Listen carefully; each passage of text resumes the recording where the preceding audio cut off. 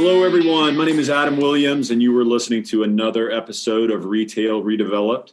Now, today, I'm having a very, very special conversation with Libby Lassiter, co-president of Bear Properties, and Mindy Rohr. Did I get it right? You did. Also with Bear Properties, their head of marketing. Now, this is going to be a lot of fun because it's typically a one-on-one podcast. This time, they're going to gang up on me. It's 2-on-1. So if I ever get in trouble, you guys will know why. I'm going to let them introduce what is Bear Properties, why are we here talking to them today, what do they want to cover. They manage and lease a property very close to near and dear to my heart in Charlotte called the Metropolitan. We're going to touch on that. They have one of the most important retail properties in Birmingham. They do projects all over the country. Guys, thank you so much for joining me on the podcast today. Well, thank you, Adam. Yeah, thanks, Adam. So I'm Libby Lassiter, and I'm co-president of Bear Properties. And we like to say that because we're the Warby Parker co-president model. And now Netflix has followed us having co-presidents. So Total trendsetters. Jamie Watkins is my co-president, and she was formerly the CFO of the company, really still is. And I head up the leasing, development, and new business aspects. I actually came up in the business through leasing, started in office leasing, moved into retail. I've worked with various companies, Carter and Associates in Atlanta many moons ago.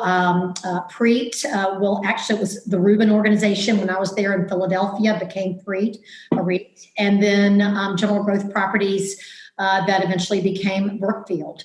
But then I ended up in Birmingham with Bear Properties about 15 years ago and have really just enjoyed my tenure here and coming back to the South to be in retail real estate and lead this company. Mindy? Yeah. So Adam, as you said, I'm the marketing manager here at the Bear corporate office.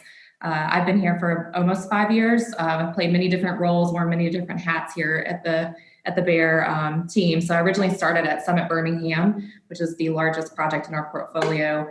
Moved over to the Pizzette's Food Hall, which I think you have a little bit of experience with food halls, if I'm correct. Definitely a different beast from retail. Brought a lot of event activations to the property that we didn't have before. And now at the corporate office, I actually still oversee Summit Birmingham. I oversee Pizzette's. I oversee Summit at Fritz Farm, which is in Lexington, Kentucky, where I actually met the Bear team. So I moved. Right. They convinced me to pack up and move to Birmingham, Alabama, which I love.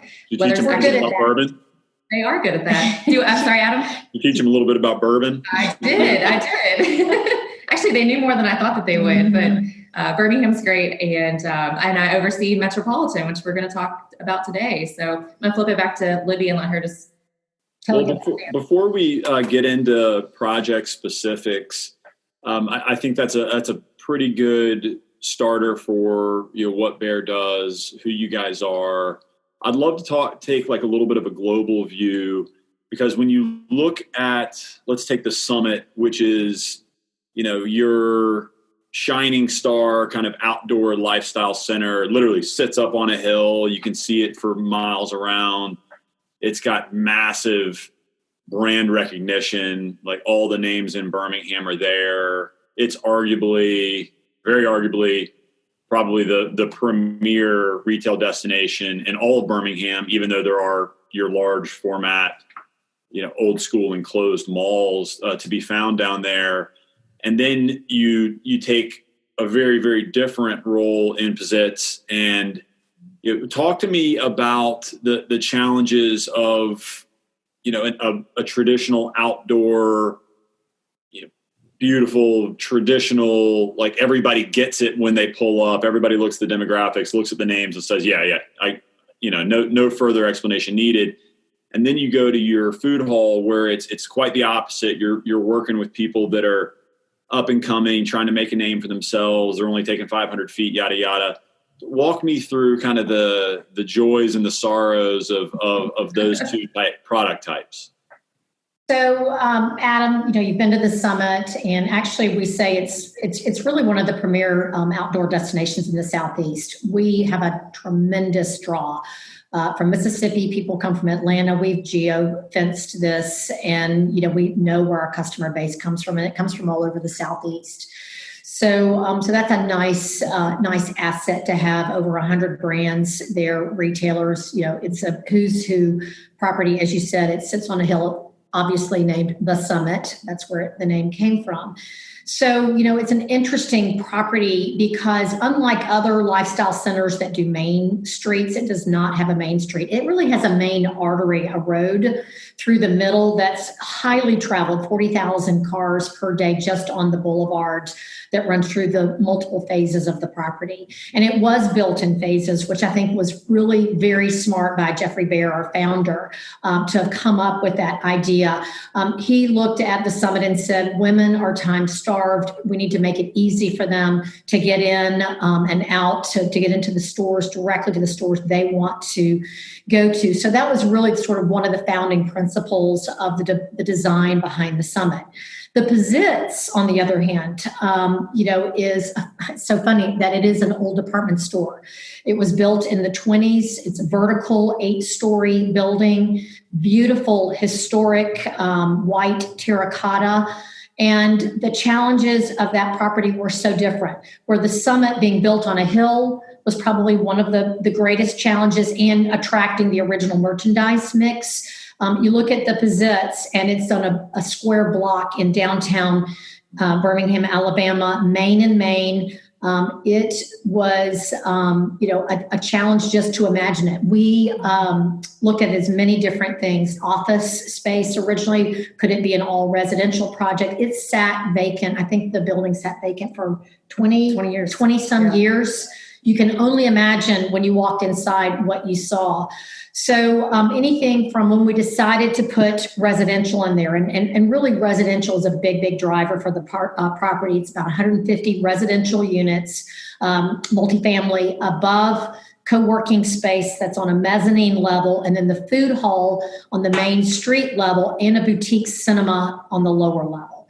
So wow, talk about 4 different uses. Very complicated.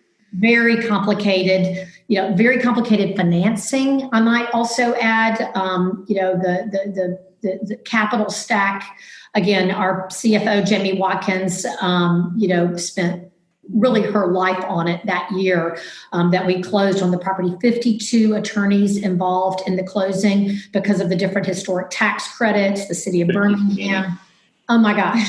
So, and then you look at the food hall, and that was really what should we do with the ground level of the property. And so it was early in the food hall trend is what I'm going to say. We went to Atlanta, we looked at, Jamestown's property, Ponce City, we looked at Krog Street.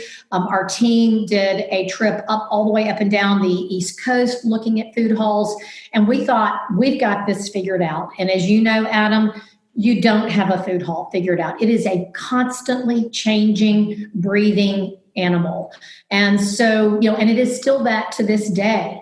So, we look at the food hall, while it may not be the biggest income generator for the property, it ensures that the residential is very, very healthy. Our residential is like 100% leased most of the time.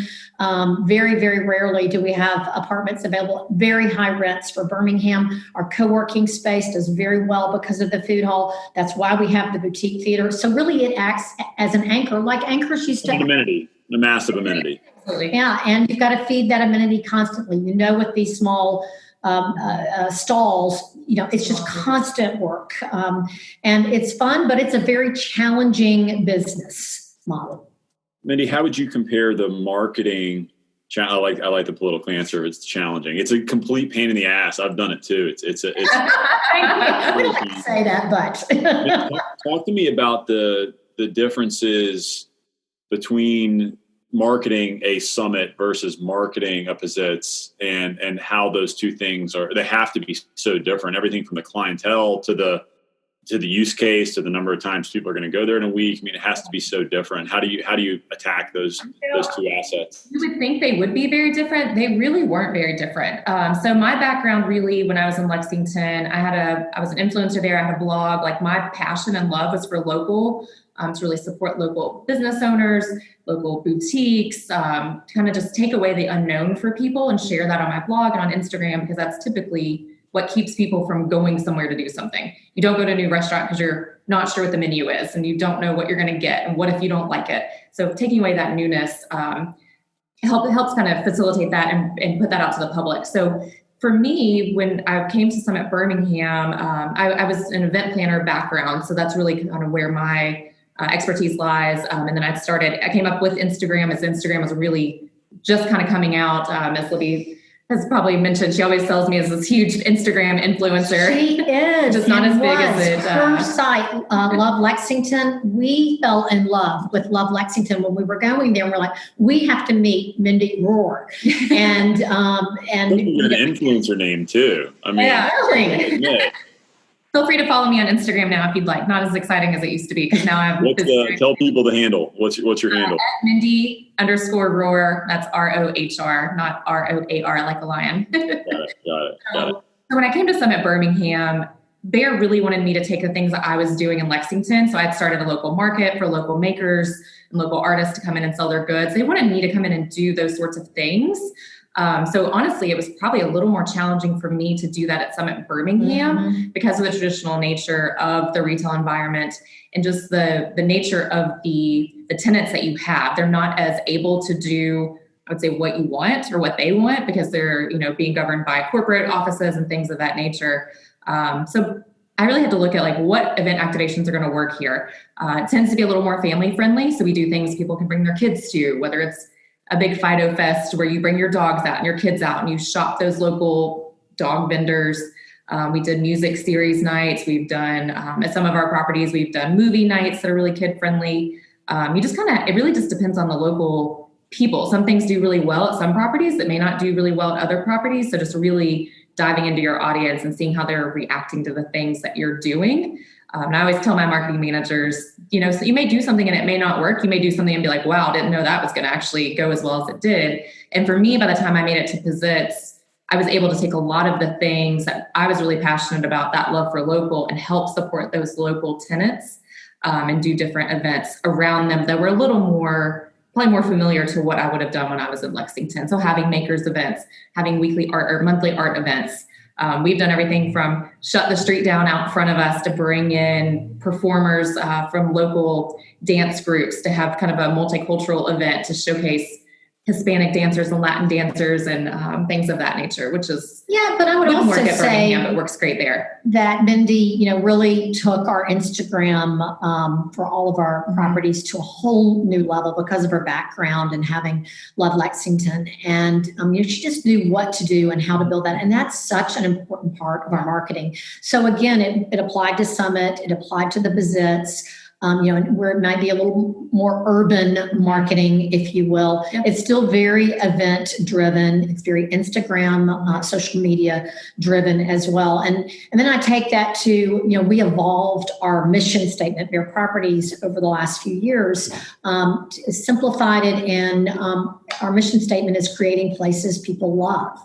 And really, that's what it's about when it comes to these events and and things that we do, and that people want to have an Instagram moment at our properties, and they want to share that. So I think that's an important component. Absolutely, of what absolutely we've done. And and even when we talk about Summit Birmingham being so different from Pizzitz, you still have your local people that are in those shops. And I think a lot of people in the industry that we're in don't showcase that. Meeting your local sales teams, getting to know them, what's important to them, how they. Just again, taking away the unknown and providing something that makes it feel local and feel connected to is important, because that's definitely going to be what Libby just said, creating places that people love. People love coming to our stores because we do have some of the best sales teams inside of them. They really get to know those people. Yeah. And I got to know them as the marketing manager at these properties. And, one other thing, Adam, is that we look at the retail as being the heart of these mixed use assets. Most of our properties are mixed use at this point. We've evolved from just retail to mixed use. We're as far west as Reno, Nevada. We've opened in New Jersey, an asset actually taken over an asset there. So, but in every case, the retail is front and center. You've got to feed that. You've got to nourish that retail. And that's why people want to be there. That's why it helps the other uses, the residential, the office, the food, whatever it is. If you take care of the retail, the rest is going to be just fine. So let's talk about that for a moment. Obviously, we're in an unprecedented time for retail. Every every intelligent. I have the luxury of talking to really, really intelligent, plugged in retail thought leaders on a weekly basis. And, a couple things that I keep hearing, obviously we all know it's unprecedented times, right? We all know that we've never seen anything quite like this. Everything that I'm hearing is that there's been a 3 to 5 year acceleration of all the trends that were already reshaping retail that have happened in the last 6 months, which is completely impossible to predict. And retailers are hurting, right? You've got, I do a tremendous amount of work in the food and beverage space. Those guys are clamoring. Unless you already had a really strong to-go delivery, buy online, pick up kind of methodology, you've been hit pretty hard. What are you guys as landlords seeing? How are you guys trying to help these retailers, or at least help them kind of navigate these unprecedented times? And then, I do a lot of the same things that you guys do, where the retail is kind of the amenity that's driving the there, or, driving the reason that people are willing to pay a premium for office space, or a premium for residential space above cool retail, amenitized retail. So how are you going to keep that cool factor going when all these guys are really struggling? Right. So, just to your first question on helping the retailers, we did what a lot of other companies are doing. We sat down and talked to them first. We reached out. It was really the personal contact that I think that made a big difference. We encouraged, especially the smaller ones, to get, to go for the PPP. If they didn't know how to do that, we set up on our website a whole resource guide for doing that. And, again, just talked to them through it and said, if you don't have an online business, here's the time to start. Here are ways to start that. Here are resources to help you with that. There became a lot of resources available that we put our retailers in touch with, that, just to really help them. And then when it was time to reopen, again, holding their hands through that, and making sure our properties were set up. Being open air made it a little easier for us, obviously, in all, really almost all of our properties.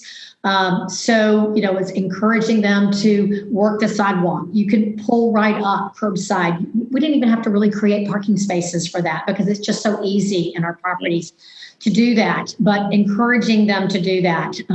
Those are ways, but I think it's a lot of what other companies have done. But then how do you market, people coming back? Do you give them masks, encouraging retailers to do the same things, making people feel safe, using Instagram, once again, to communicate with the customer. And, our marketing really changed completely, as to how we were reaching out to the customer. So it's interesting, through the summer, we have seen large spikes with a lot of retailers. People wanted to get back out. They wanted to come back, and they have done that. They have been shopping. I think it's been harder on the restaurants just because of the capacity issue, and those that could figure out outdoor seating or curbside, I think, are benefiting from that. But those that were more traditional sit down are having a harder time. There's no doubt about it. And so we've worked with them through rent deferments, rent relief, whatever is appropriate, but on a case by case basis. So literally, it is with each individual retailer, especially on the local level. And then on the nationals, we look at those as a group. We have one person deal with all the nationals in our portfolio. You have anything to add to that? No, I think you did a great job.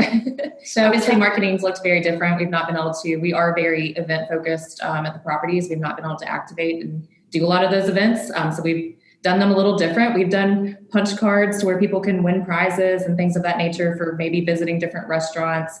Obviously, our digital medias look totally different. We had a whole plan to roll out with new media, and had to completely stop and say, this doesn't make sense. And what does that look like as we reopen? Yeah. And letting the customer know what we're doing at the properties to keep them safe, and make them feel safe. And obviously, in Birmingham and Atlanta and some other places opened up a lot earlier than Charlotte. So I know, as I talked to my marketing manager there, it looks a little bit different still compared to what it looks like in Birmingham. So your other question, Adam, unless you want to stop me there. Yeah, please. Was, really, what are we seeing coming out of this? And, and I will just tell you some of the things that we were already on, we're executing on probably even to a greater extent. So really the one that we wanted to talk today was about, sort of impactful trends that we're seeing and implementing in our projects. And that's street level art as an amenity. And we see that being actually even more important through COVID and after post-COVID. We're looking forward to post-COVID, like everyone else. But, we have added artful encounters to some of our properties that we own and manage. And really the most significant one is in your neighborhood, which is the Metropolitan. So, for those, that aren't familiar with the project, Metropolitan is a 10-year-old urban mixed-use, again, center located in the heart of Midtown Charlotte. Very key intersection, and it's also happens to be on the Little Sugar Creek Greenway. And that's one thing that's really cool about Charlotte are all these greenways that they've adapted. Makes it really, a neat city. This project has about 172,000 feet of retail. There's a Target across the street that does very, very well. Metropolitan is anchored by Trader Joe's, also does exceedingly well. I think that's your stop for groceries, isn't it, Adam? That's one of them. Yes. And then it's stacked retail with Best Buy and Marshall's. It's kind of unique and urban for Charlotte. There's 170,000 feet of office in the property and 101 residential condos as well. So, over the last several years, this was going on pre-COVID. The local economy was experiencing this tremendous growth. And with that growth, a lot of new competition is being delivered to the market. So, what happened was we were challenged by our client to soften, the property. And, it had... I have to be careful with this, but a little bit of a cold, institutional. A little sterile. A little bit sterile, yes. So, one of the obstacles when we had this challenge was there was limited capital, for the improvements to soften it up. It'd be very, very expensive to soften the property. So, really, our team took a step back and said, let's, what can we do, on a budget, if you will, a small budget. And so they reimagined the property, opportunities to really look at it as a canvas and convert spaces into works of art. We had a lot of large, big walls that we could do that with for really minimal cost.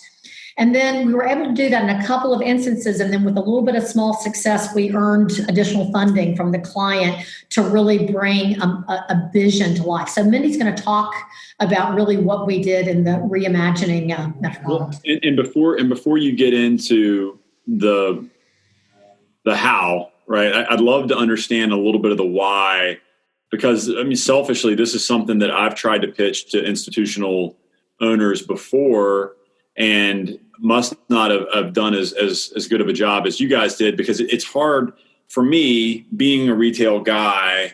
I understand cool sells, right? It just does. Mm-hmm. And I've literally been asked in a meeting, how many basis points does an owner get for cool, right? Literally, like in a meeting.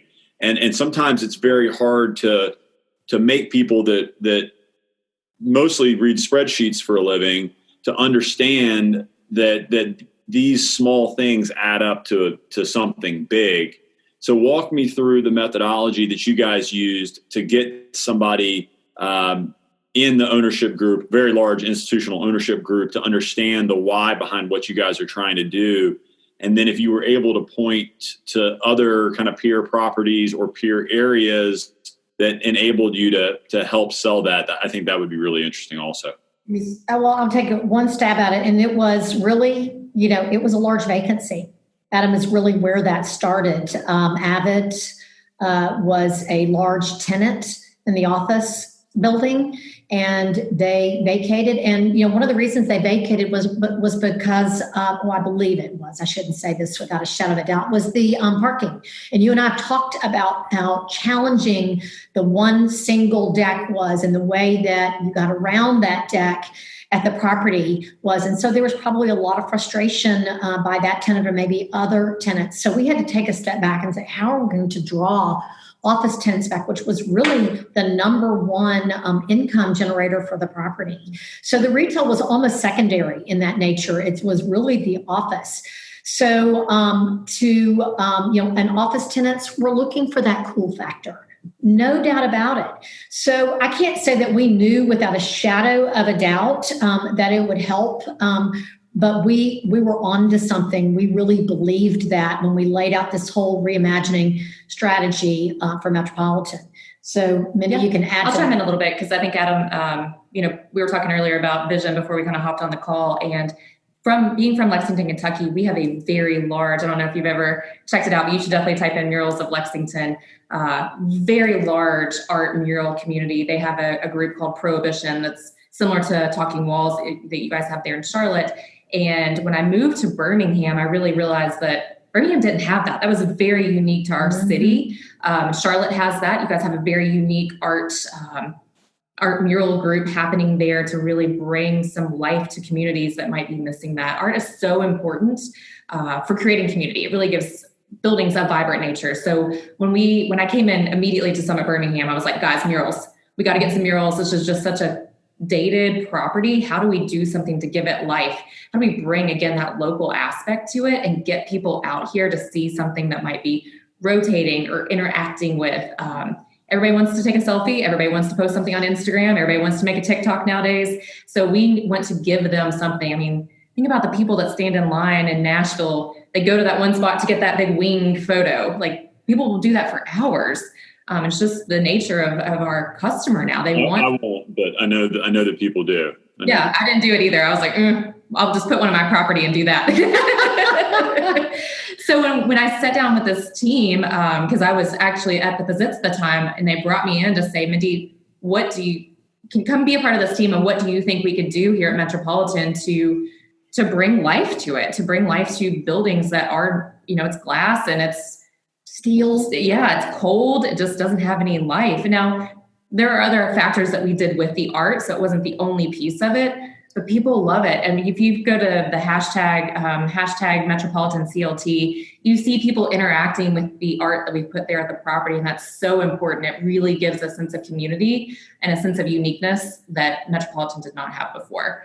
When you think about murals, and they're typically in sort of grittier, areas of most cities. And, Metropolitan is kind of a shiny penny, in the middle of Midtown. And so, bringing that in and doing it in the right way with the right muralists, that was another challenge that I think we overcame. So, talk a little bit about not just on the walls, but throughout the property. Yeah. Adam, are you good with that? And you look like you might have another question. This is your show. I'm just facilitating. So, we took this to the team, got approval for everything. Now it's my turn to bring this vision to life. So we brought in a marketing manager there at the property. And one of the pieces of the puzzle was figuring out, one, who are these local artists, because we really wanted to bring that local to life. And we met with Mike Worth. I don't know if you're familiar with him. He is part of the Southern Tiger Collective. Artist there. I believe he's a school teacher as well. Hopefully I didn't get that wrong. Sorry, Mike, if I did. But you got to check him out on Instagram if you don't follow them. They're cool. Yeah, they're awesome. But we met with him on one of our very early trips and said, this is what we want to do. We need you to help us do it because I'm not an artist. I can't do this. And I don't live in Charlotte. I really need that local connection.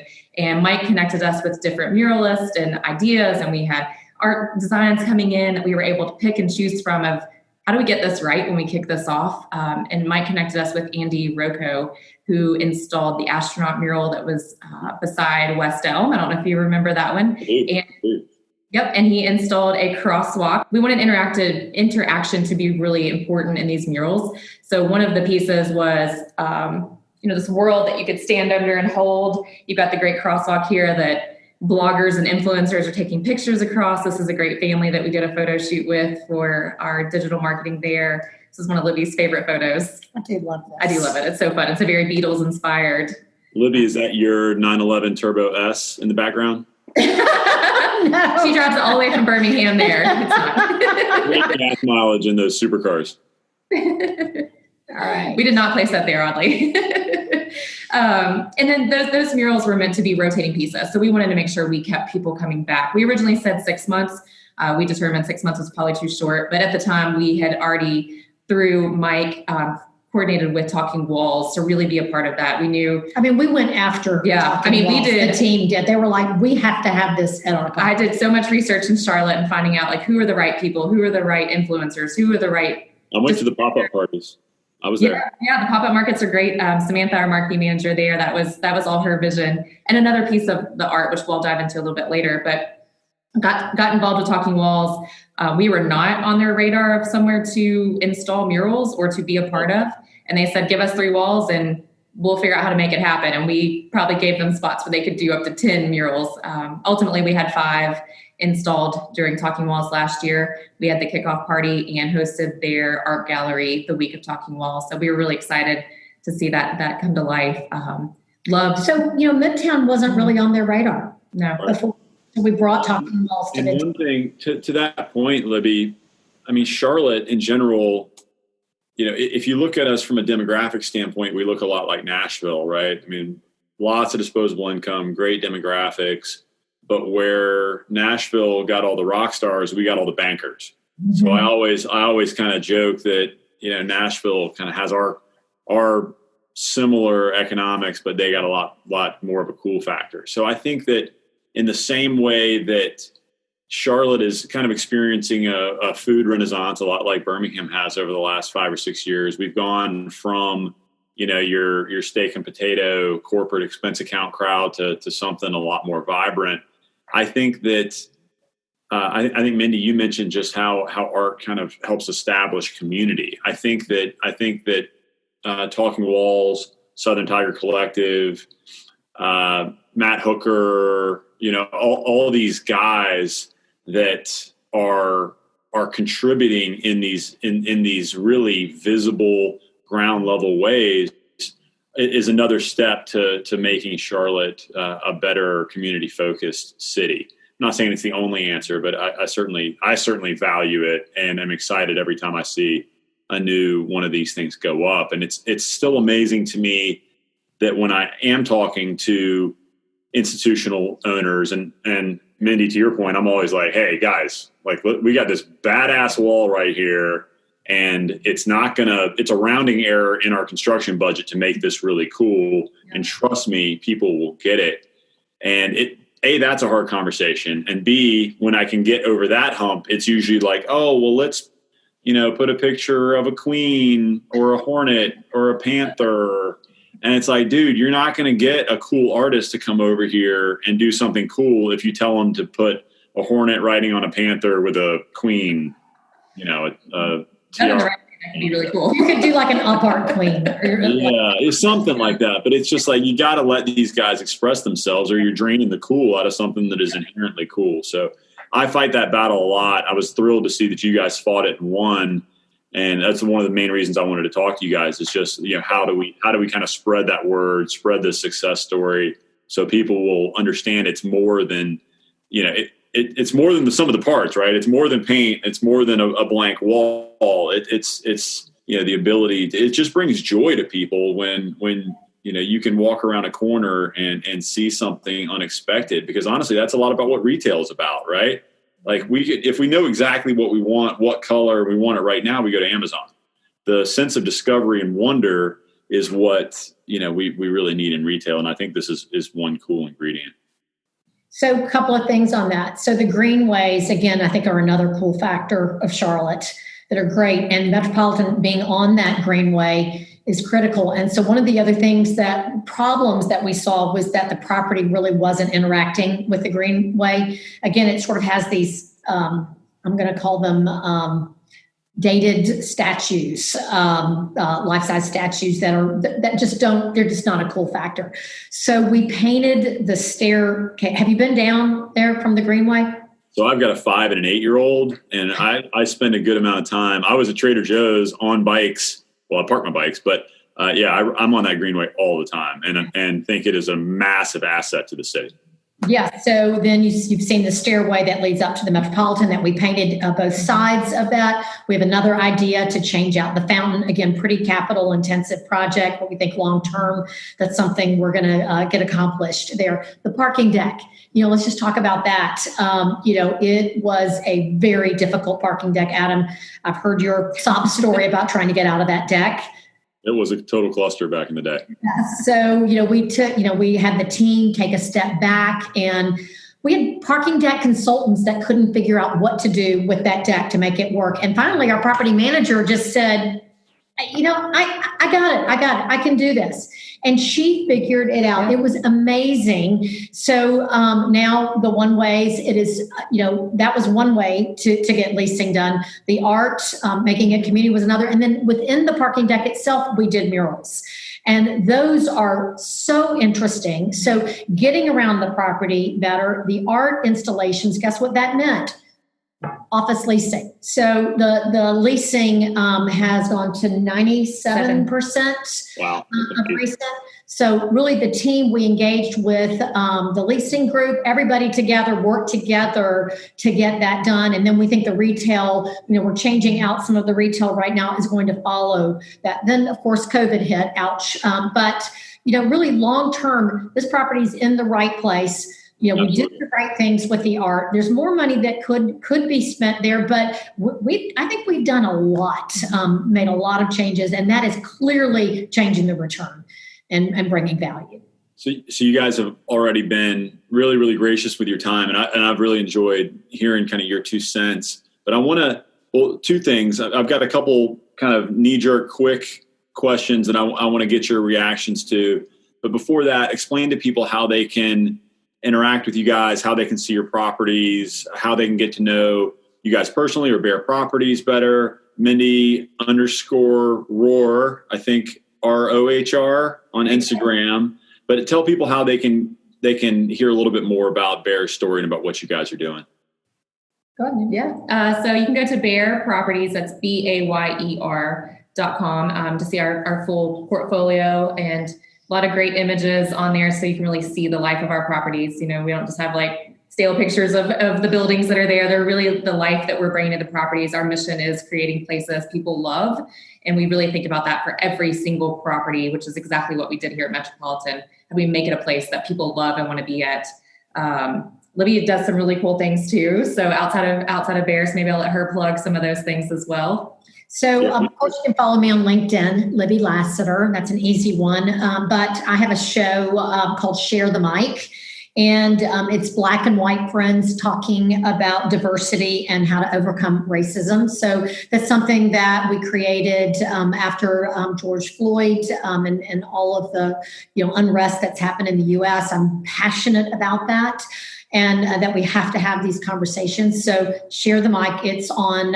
It's just coming out on podcast, both Apple and Spotify, and it'll also be on my Facebook page, Libby Lassiter, again, and YouTube as well. Share the Mic. Well, I mean that's kind of bold, because like reasonable, intelligent conversations without yelling and finger pointing isn't very popular right now, Libby. I don't know if you heard that. So I don't know if you want to buck that trend. We are definitely bucking that trend. We're really trying to have meaningful conversations that we can share with friends, Black and white friends. That's really the criteria, and that we can share with our friends through our social media channels. And then that sort of spreads the word, and people can see, how that can happen, that maybe sit really too far to the left or the right or wherever they sit in the spectrum, but that these conversations can happen. There can be these friendships, and really, our mission is to do what we can to eliminate racism. That's awesome. I can't wait to tune in. And that's really exciting. Once your first episode drops, you can get over that hump. It gets a lot easier from there. All right, quick questions, right? And I want knee-jerk kind of reactions. Oh gosh. Libby and I have been in the trenches. I mean, we don't do podcasts for a living. We do retail leasing and acquisitions and things like that. 6 months ago, everything was about Amazon resistant retail, hyper experiential, hyper crowded. I've been saying for 6 months that I had a pretty good playbook for what I thought retail was, who I thought the right players were, where I thought retail was going. And then my entire playbook got thrown into a wood chipper about 6 months ago. So now we're all on a level kind of reset. Libby, I'd love to hear your take, Mindy, obviously you as well, of, how do we come out of this when everything was based on experiences and gathering large groups of people together and food and beverage? What do you see as our first step out of here? What do you see as maybe a potential winner? We know all about the losers. We read Wall Street Journal and read about the losers every day, but some potential winners coming out of this and some potential kind of light at the end of the tunnel. I'd love to hear your take. So, coming out of this, wow, if we all had the answer to that, of course we would be gazillionaires. Libby Lassiter yacht with mine. But we have some thoughts on that. And I do personally. But I think experiences are going to be as important as they ever were, but they're just going to be different. For a while. So it's how we execute on experiences like art that we've been talking about today, making it easier for the consumer to social distance. Younger people, they're not going to do as much social distancing as older. So how do you take your properties and change them up so that an older consumer can feel comfortable as well? The younger, they're coming anyway. We're already seeing that in our properties coming out of this. And so even if there's truly a second and official second wave, I think youth, they're just going to, there is pent up demand there, no doubt about it. And they are out and about and they're back out shopping. Of course, direct to consumer is going to become bigger and bigger. There are going to be brands that are going to come and do bricks and mortar. We know we're going to see that. We know they're probably going to be smaller in size. So how do you take your big spaces and reallocate, a vacancy that you might have lost at Toys R Us as an example? And how do you turn that into 4 different things, maybe 2 with retail or 3 with retail storefront? But what do you do with the back? And so we're looking at things like, do you put in a training facility is one thing that we're working, like a D1 type training facility in the back that doesn't have to have, retail frontage. But it is still going to be about bringing people to properties. That, to me, is not going to change. 2008, we saw this, 2008, and what we went through, and, the world was coming to an end. And, you went through that, Adam, as well as I did. Mindy, she's probably too young. But it did come back, and it will come back. It's just going to come back. It's going to be different. And it was in 2008. So, how are we going to support our retailers? We're probably going to be looking at locals again, but much shorter lease terms, not all these options. Do we have spaces? Does a retailer really need to put $200 a foot into their storefront, into their store? I think not. I think retailers, we're going to have to help them figure out how to be different and not make these huge capital investments in stores that they've done in the past. That's what I'd like to see. Do you think it'll get as granular as like a more evolved pop-up 2.0? Do you think it'll get that?